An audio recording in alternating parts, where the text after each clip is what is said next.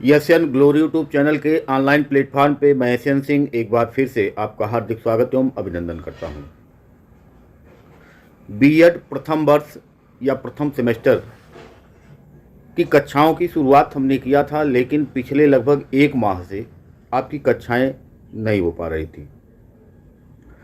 आज फिर से हम उसकी स्टार्टिंग करने जा रहे हैं। एक एक करके आपके जितने पेपर हैं, चाहे वो पहला पेपर ज्ञान एवं पाठ्यक्रम हो, चाहे विकास एवं अभिवृद्धि हो, चाहे वो समकालीन भारत में शिक्षा हो, चाहे शैक्षिक प्रबंधन एवं प्रशासन हो, इसके अलावा आपका जो फाइल होगा उससे संबंधित भी चर्चा हम इस चैनल पे लगातार करते रहेंगे कि आपकी माइक्रो टीचिंग की फाइल कैसे बनेगी, आपका जो असाइनमेंट लिखना है उसको कैसे आपको लिखना है। इस टाइप की जो चर्चा होगी वो भी आपसे हम लगातार चर्चा करते रहेंगे। आज का जो हमारा टॉपिक है ज्ञान एवं पाठ्यक्रम में, वह है यथार्थवाद से संबंधित कि यथार्थवाद के अनुसार ज्ञान का संप्रत्यय क्या है, यानी यथार्थवाद के अनुसार ज्ञान किसको कहा जाता है। तो इसको समझने से पहले हमको पहले थोड़ी सी चर्चा इस पे करनी चाहिए कि यथार्थवाद है क्या। हालांकि अभी आपको आगे यथार्थवाद से संबंधित पूरा क्लास आपको मिलेगा, चाहे वो आदर्शवाद हो, चाहे वो यथार्थवाद हो, चाहे प्रकृतिवाद हो, चाहे प्रयोजनवाद हो। ये जितने भी वाद हैं इससे संबंधित आपको पूरा का पूरा चैप्टर पढ़ना है। लेकिन यहाँ हमको चूँकि केवल इतना समझना है कि यथार्थवाद के अनुसार ज्ञान कहते किसे हैं, यथार्थवाद के अनुसार ज्ञान का संप्रत्यय होता क्या है, तो हमको थोड़ी सी चर्चा यथार्थवाद पे करनी ही चाहिए। इसीलिए हमने ये तय किया है कि आपको पहले थोड़ा सा हम यथार्थवाद के बारे में परिचय कराएंगे और उसके बाद हम उसका कॉन्सेप्ट बताएंगे कि यथार्थवाद जो है वो ज्ञान को क्या कहता है, किस रूप में लेता है, कैसे स्वीकार करता है। तो यथार्थवाद को अगर हम अंग्रेजी में देखें तो उसको रियलिज्म कहा जाता है। रियलिज्म जो है वो दो शब्दों से मिलकर के बना है। उसमें जो मेन शब्द है वो रियल है, और रियल जो है वो ग्रीक भाषा का शब्द है। ग्रीक भाषा का जो शब्द है रियल, उसका जो अर्थ होता है वह होता है वस्तु। यानी अगर हम यथार्थवाद की चर्चा कर रहे हैं तो यथार्थवाद का अंग्रेजी रियलिज्म होता है, जो रियल और इज्म शब्द से बना हुआ है। रियल का अर्थ होता है वस्तु, यानी जो यथार्थवाद है वह वस्तु को स्वीकार करता है। जो यथार्थवाद है वह वस्तु को स्वीकार करता है। आपको थोड़ी सी चर्चा हमने इसके पहले के क्लास में जब ये पढ़ाया था कि आदर्शवाद के अनुसार ज्ञान क्या है, तो वहाँ पे हमने बताया था आदर्शवाद जो है वो सबसे ज़्यादा पक्ष लेता है विचारों का। विचारों के साथ वह मजबूती के साथ खड़ा हुआ है। यानी वह कहता है, आदर्शवाद कहता है कि विचार ही सत्य है, बाकी कुछ सत्य यहाँ नहीं है। बाकी जो कुछ भी है उसमें परिवर्तन होता रहता है, इसलिए उस पर हम भरोसा नहीं कर सकते। बाकी जो विचार है, विचार अपरिवर्तनीय है, इसलिए हम विचार को ही सबसे ज़्यादा महत्व देते हैं और विचार को ही सत्य हम मानते हैं, ऐसा आदर्शवाद कहता है। लेकिन जब रियलिज्म की बात आई तो यहाँ आपने देखा कि वस्तु को ये सबसे ज़्यादा महत्व देता है। और वस्तु क्या? वस्तु का मतलब कि जो हमको दिखाई दे रहा है वही वस्तु है। यथार्थ का मतलब क्या है कि जो हम देख रहे हैं, जो सुन रहे हैं, जो समझ रहे हैं, जिसको इंद्रियों के संपर्क में आने से जो हमारे पास ज्ञान आता है उसी को हम यथार्थ कहते हैं।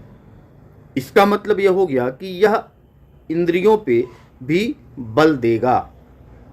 जब रियलिज्म का मतलब होता है कि यथार्थ, और यथार्थ का मतलब होता है कि जो कुछ भी हमने देखा, जो कुछ भी हमने सुना, जो कुछ हमने स्पर्श किया, जो कुछ हमने टेस्ट लिया, तो ये सारी चीज़ें जो होती हैं मिल करके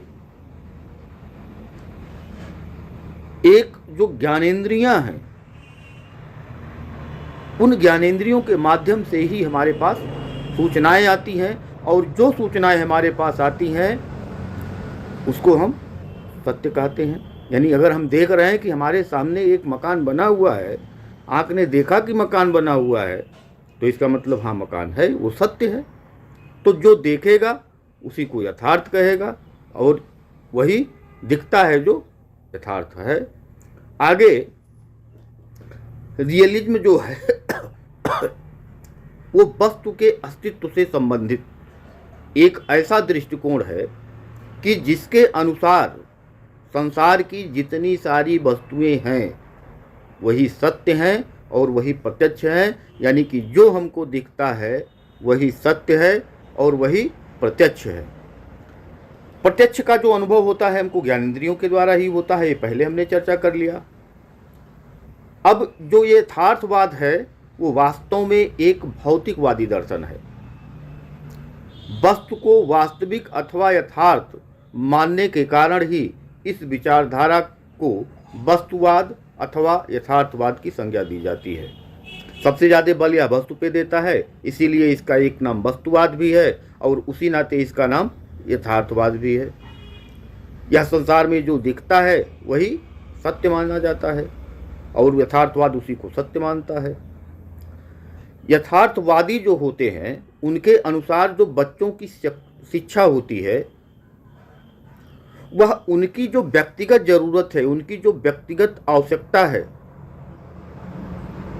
उनकी जो नीड है, उस उनकी व्यक्तिगत पर्सनल उनकी जो नीड है, जो उनका वैयक्तिक रूप से उनको ज़रूरत है, जो उनकी आवश्यकता है, उसके अनुसार, और साथ ही साथ जो सामाजिक ज़रूरत है उसको भी ध्यान में रख करके एक बच्चे के लिए शिक्षा की व्यवस्था होनी चाहिए। यानी ना तो हम कह सकते हैं कि व्यक्तिगत रूप से ही हम किसी बच्चे को जो व्यक्तिगत उसकी ज़रूरत है केवल उसको ध्यान में रख के हम उसको शिक्षा दे दें। तो जब हम उसको ध्यान में रख करके उसको शिक्षा देंगे, अगर हम किसी बच्चे को व्यक्तिगत रूप से अगर उसको हम उसकी आवश्यकता को देख करके अगर हम उसको शिक्षा देते हैं तो वहाँ पे भी कुछ इस प्रकार की समस्याएं आती हैं कि वह बच्चा सामाजिक हो ही नहीं सकता है, और समाज के बिना किसी भी मनुष्य, किसी भी व्यक्ति, किसी भी बच्चे का जीना मुश्किल हो जाएगा। समाज में रह करके ही हम अपनी भावनाएं दूसरों की भावनाओं के साथ जोड़ करके, एक दूसरे से संबंध स्थापित करके, एक दूसरे का सहयोग करके, सौहार्द बनाते हुए हम अपना जीवन जीते हैं। अगर हम व्यक्तिगत रूप से ध्यान दे करके किसी बच्चे को शिक्षा दे देंगे तो उसके अंदर जितने भी सामाजिक गुण हैं वो सामाजिक गुण उसके अंदर नहीं आएंगे, और बच्चा अच्छा डॉक्टर हो सकता है, अच्छा वकील हो सकता है, अच्छा टीचर हो सकता है, अच्छा इंजीनियर हो सकता है, ये सारा कुछ वो हो सकता है। लेकिन जब उसके अंदर सामाजिक जितने भी उसके अंदर सामाजिक रूप से जो गुण होने चाहिए, जो विशेषताएं होनी चाहिए, जब वो नहीं है तो एक अच्छा टीचर होने के बावजूद भी उसको हम अच्छा नहीं कहेंगे, क्योंकि उसका जो व्यवहार होगा दूसरों के साथ वो अच्छा नहीं होगा। और जब उसका व्यवहार अच्छा नहीं होगा दूसरों के साथ तो उस कितना भी उसके पास ज्ञान हो लेकिन हम उसको अच्छा नहीं कह सकते, चाहे वो वकील हो, चाहे वो टीचर हो, चाहे वो इंजीनियर हो, चाहे वो डॉक्टर हो, चाहे जो हो, व्यापारी हो, कुछ भी हो। लेकिन जब तक उसके अंदर सामाजिक गुण नहीं है तब तक हम उसको किसी भी प्रकार से हम ये नहीं कह सकते हैं कि यह एक सफल व्यापारी है, सफल शिक्षक है, सफल वकील है, सफल इंजीनियर है या सफल डॉक्टर है। तो व्यक्तिगत रूप पे केवल ध्यान दे करके, व्यक्तिगत आवश्यकता की केवल ध्यान दे करके, उसकी आवश्यकता है पैसा कमाना, टीचर पैसा कमाएगा, वकील पैसा कमाएगा, डॉक्टर पैसा कमाएगा, लेकिन जब उसके अंदर सामाजिक गुण नहीं रहेंगे तो उसका जो भी पेशा है, जो भी व्यवसाय है, जो भी वृत्ति उसकी है वह प्रभावित होगी, क्योंकि उसके अंदर सामाजिकता नहीं होगी। और अगर केवल सामाजिक विशेषताओं को ध्यान में रख करके अगर हमने एक बच्चे को शिक्षित कर दिया तो समाज हमेशा चाहता है कि भगत सिंह समाज में ज़रूर पैदा होना चाहिए, लेकिन वह हमारे यहाँ नहीं, हमारे पड़ोसी के यहाँ होना चाहिए।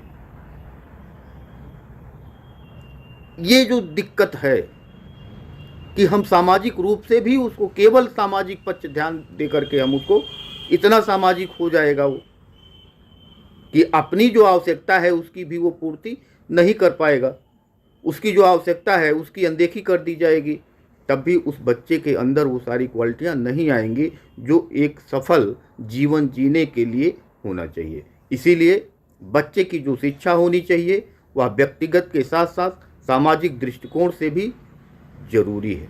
तो हम जब भी बच्चे की शिक्षा की व्यवस्था करेंगे तो उसकी व्यक्तिगत क्या ज़रूरत है, व्यक्तिगत क्या आवश्यकता है, और समाज की क्या ज़रूरत है, समाज की क्या आवश्यकता है, दोनों को मिक्स करके हम उसके सामने उसको परोसने का काम करते हैं, ताकि वह बच्चा व्यक्तिगत रूप से और सामाजिक रूप से इतना सक्षम हो जाए कि कहीं भी उसको रहने में, समायोजन करने में किसी भी प्रकार का कोई कठिनाई महसूस ना हो। आज का दौर जो है वो कंप्यूटर का है, अंग्रेजी का दौर है। अंग्रेजी पे आप देखेंगे कि समाज में लोग अंग्रेजी की तरफ भाग रहे हैं, इंग्लिश मीडियम स्कूल में बच्चे का एडमिशन करवा रहे हैं। ज़रूरत, जो सामाजिक ज़रूरत है, जहाँ पे ज़्यादा स्कोप है, उसी की तरफ लोग मुड़ रहे हैं। तो आज का जो दौर है, आज का जो समय है, आज का जो वर्तमान की जो स्थिति है वह कंप्यूटर का है, अंग्रेजी भाषा की अच्छी समझ रखने वाले का। उसी को रोजगार की संभावनाओं से जोड़ करके हम देखते हैं कि अगर उसको कंप्यूटर आता है, अगर उसको अंग्रेजी की समझ अच्छी है, अंग्रेजी बोल लेता है, अंग्रेजी समझ लेता है, तो उसके पास रोजगार की जो संभावनाएं हैं वो सबसे अधिक है। इसका समावेश शिक्षा में करना यथार्थवाद का ही उदाहरण है। यानी जो कुछ बदलाव हो रहा है उसी बदलाव के अनुसार हम बदलाव को महसूस करें और उसी बदलाव के अनुसार हम अपनी शिक्षा व्यवस्था में भी आमूल चूल परिवर्तन लेकर के आवें, यह यथार्थवाद ही बताता है। जे.एस. रास के अनुसार यथार्थवाद यह मानता है कि जो कुछ हम प्रत्यक्ष में अनुभव करते हैं उसके पीछे तथा उससे मिलता जुलता वस्तुओं का एक यथार्थ जगत है। यानी जिस भी वस्तु को हम प्रत्यक्ष अनुभव करते हैं, प्रत्यक्ष देखते हैं, वह वास्तव में इस संसार में तो मौजूद है, तभी तो हम उसका प्रत्यक्ष अनुभव करते हैं। अगर इस संसार में वह नहीं होता तो क्या हम उसका प्रत्यक्ष अनुभव कर पाते? नहीं कर पाते। या तो हम कल्पना करते, या तो हम अपने तर्क के द्वारा, तर्क की कसौटी पे उसको कसते, सोचते, विचारते और उस पर चिंतन करते। लेकिन जो वस्तुएं हमको सामने दिखाई दे रही हैं, प्रत्यक्ष दिख रहा है कि हाँ ये चीज बना हुआ है, वह वास्तव में प्रत्यक्ष है, यथार्थ है, इस संसार में है, और उसी को हम यथार्थ मानते हैं। यथार्थवाद उसी को यथार्थ मानता है। यथार्थवाद के अनुसार मनुष्य को अपने वातावरण का पूरा पूरा ज्ञान होना चाहिए। जिस भी वातावरण में वो रहता है, जिस भी परिवेश में वह रहता है, जिस भी इन्वायरमेंट में वो रहता है, उसका उसको पूरा पूरा ज्ञान होना चाहिए। अगर उसको पूरा पूरा ज्ञान नहीं होगा तो वह अपना जो वातावरण है, उस वातावरण में वह किसी भी प्रकार का परिवर्तन नहीं कर सकता है। मनुष्य ही एक ऐसा प्राणी है जो अपने परिवेश को अपने अनुसार बदल सकता है। अगर ज़्यादा ठंडी लग रही है तो आप गर्म हवा वाला जो भी आता है उसका इस्तेमाल कर लेते हैं, हीटर का इस्तेमाल कर लेते हैं, ब्लोअर का इस्तेमाल कर लेते हैं। अगर आपको गर्मी ज़्यादा लग रही है तो आप पंखा चलाते हैं, एसी चलाते हैं, कूलर चलाते हैं। अगर आप किसी समस्या में फंसे हुए हैं तो उस परिवेश से निकलने के लिए आपके पास बुद्धि है, विवेक है, दिमाग है, चिंतन शक्ति है, उसका प्रयोग आप करते हैं। यानी अपने वातावरण को आप अगर समझते हैं तो उसमें आप परिवर्तन कर सकते हैं। अगर अपने वातावरण को आप नहीं समझते हैं तो उसमें आप किसी भी प्रकार का परिवर्तन नहीं कर सकते, ऐसा यथार्थवाद कहता है। जैसा वह समझता है अपने परिवेश को, उसको ज़रूरत पता चलती है, आवश्यकता पता चलती है और उसी के अनुसार फिर वह काम करना शुरू कर देता है। यानी परिवेश को, वातावरण को समझना ही यथार्थवाद के अनुसार सबसे ज़रूरी है। जब तक हम उसको समझेंगे नहीं तब तक हम उसके अनुसार काम नहीं कर पाएंगे। अब यथार्थवाद के बारे में इतनी चर्चा होने के बाद अब हम चर्चा करेंगे कि यथार्थवाद के अनुसार ज्ञान का संप्रत्यय क्या है। सबसे पहले तो यथार्थवाद को जो हमने थोड़ा सा चर्चा किया, जो हमको प्रत्यक्ष दिख रहा है, ज्ञानेंद्रियों के अनुभव के द्वारा जो हमको प्राप्त होता है, उसी को हम यथार्थ कहते हैं, उसी को हम सत्य स्वीकार करते हैं। यथार्थवाद के अनेक रूप हैं। कुछ आत्मा और परमात्मा के स्वरूप को तो स्वीकार करते हैं, लेकिन बहुत सारे ऐसे भी हैं जो इन्हें अस्वीकार करते हैं। आत्मा और परमात्मा, आत्मा है कि नहीं है, परमात्मा है कि नहीं है, तो कुछ स्वीकार करते हैं और कुछ स्वीकार नहीं भी करते हैं। इस तरीके की यहाँ पे स्थिति है यथार्थवाद में। परंतु जितने भी यथार्थवादी हैं, सभी यथार्थवादी ये मानते हैं कि ये जो संसार बना हुआ है वह पदार्थ से बना हुआ है। यानी जो वस्तु बनी हुई है, जो संसार बना हुआ है, वह पदार्थ से बना हुआ है और उसी को, जो पदार्थ से बना हुआ है, उसी को ये सत्य मानते हैं, ना कि आदर्थवाद की तरीके से जो अलौकिक संसार है, जो आध्यात्मिक संसार है, उसको वह सत्य मानता है जो हमको दिखता ही नहीं है। लेकिन ये कहता है कि जो हमको दिखता है सत्य वही है। इनके जो यथार्थवादी हैं उनकी दृष्टि में जो पदार्थ है उसकी स्वतंत्र सत्ता है और पदार्थों से बने इस संसार की भी स्वतंत्र सत्ता है। यह अपने में ही सत्य है। स्वतंत्र सत्ता का मतलब कि जैसे मिट्टी से कुम्हार को आप देखते हैं तो तमाम प्रकार की वस्तुएं, तमाम प्रकार के बर्तन का वह निर्माण करता है, बनाता है। तो मिट्टी जो है वो स्वतंत्र है अपने आप में और उससे तमाम प्रकार के जो वस्तुएं बनाई जाती हैं, जो बर्तन बनाए जाते हैं, वह एक कुम्हार बनाने का काम करता है। उसी तरीके से पदार्थ की स्वतंत्र सत्ता है और उसी पदार्थ के द्वारा इस संसार की रचना हुई है, इस संसार को बनाया गया है। जो वस्तुएं बनी हुई हैं वो इसी पदार्थ से बनी हुई हैं।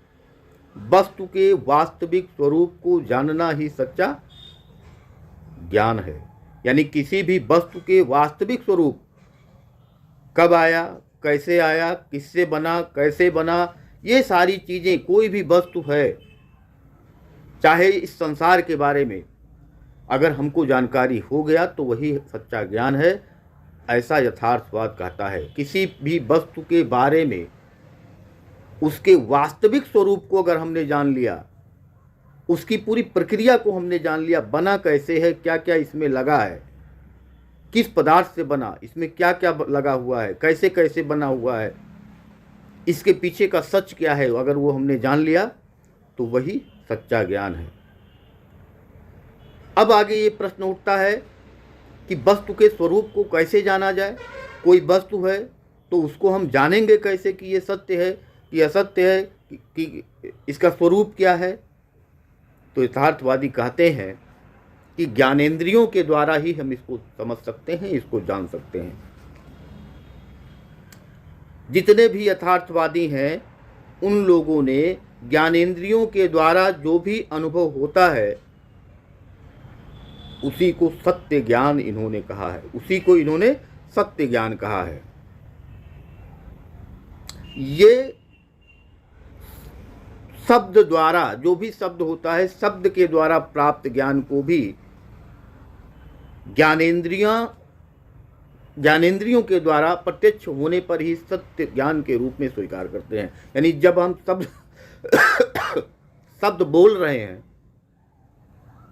हमने कहा मकान, तो शब्द तो हमने बोला मकान, लेकिन मकान है कहाँ, कैसे बना है, किसने बनाया है, किसने बनवाया है, कौन कौन से मटेरियल लगे हैं उसमें, ये सारी चीज़ें जानना हम कैसे जान सकते हैं उस मकान के बारे में, जब तक हम वहाँ जाएंगे नहीं या उसके बारे में हम सुनेंगे नहीं, उसको स्पर्श नहीं करेंगे। इस टाइप की जो चीज़ें हैं, या तो हम उसके बारे में सुने तो ज्ञानेंद्रियों का प्रयोग, या तो हम उसको जाके देखें तो ज्ञानेंद्रियों का प्रयोग, या तो हम उसको स्पर्श करके देखें तो ज्ञानेंद्रियों का प्रयोग। यानी कि सबसे ज़्यादा बल अगर देता है यथार्थवाद तो ज्ञानेंद्रियों के प्रयोग पर ही देता है।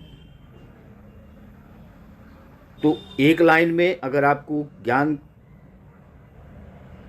का संप्रत्यय जानना है यथार्थवादियों के अनुसार, तो आप कह सकते हैं कि अपने ज्ञानेंद्रियों से प्राप्त अनुभवों के द्वारा जो ज्ञान हमको प्राप्त होता है, जिस ज्ञान की हमको अनुभूति होती है, वही ज्ञान सत्य होता है और बाकी सारे ज्ञान असत्य होते हैं, ऐसा यथार्थवाद मानता है। तो ज्ञानेंद्रियों से प्राप्त ज्ञान, ज्ञानेंद्रियों से प्राप्त अनुभव, ज्ञानेंद्रियों से प्राप्त अनुभूति ही सत्य है और बाकी सब कुछ असत्य है, ऐसा यथार्थवाद मानता है। तो आज का कॉन्सेप्ट जो था यथार्थवाद के अनुसार ज्ञान का संप्रत्यय, अगला जो होगा वो प्रकृतिवाद के अनुसार ज्ञान का संप्रत्यय क्या होगा, इस पे हम चर्चा करेंगे। आज के लिए इतना ही। आपको अगर वीडियो अच्छा लगता है तो लाइक, शेयर और कमेंट ज़रूर करिए अपने मित्रों के साथ जो बीएड फर्स्ट ईयर में है या बीएड फर्स्ट सेमेस्टर में है, जो सेकंड सेमेस्टर, थर्ड सेमेस्टर या सेकंड ईयर में हो, सबको आप इस चैनल पे आमंत्रित कर सकते हैं। उनके लिए यहाँ पे पहले से ही बहुत सारा कुछ मटेरियल उपलब्ध है, उससे वो लाभ ले सकते हैं। बहुत बहुत धन्यवाद।